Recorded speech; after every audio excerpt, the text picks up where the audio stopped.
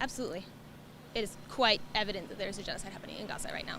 That Israel has clearly violated so many parts of the Geneva Conventions. We see videos from journalists in Gaza of buildings that are housing civilians being bombed, children who are being indiscriminately slaughtered. We see pictures of men being rounded up and are stripped and kneeling on the ground. All of these clear just violations of human rights are happening in front of the world, and the U.S. government and so many other Western governments continue to fund Israel despite all of that. I think it's an unjust,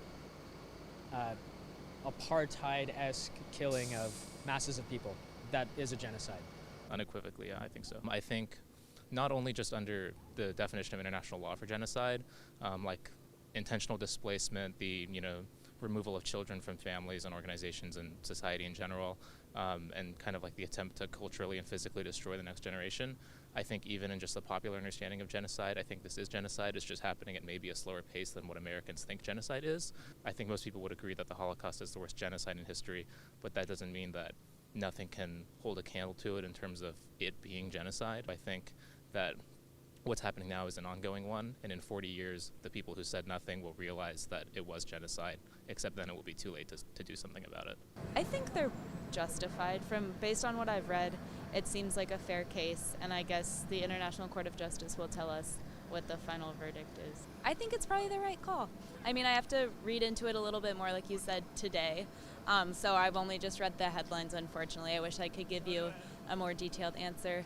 But based off of what I read, I think it checks out, and I agree with him. I think it's a challenging decision to make because of all the political implications.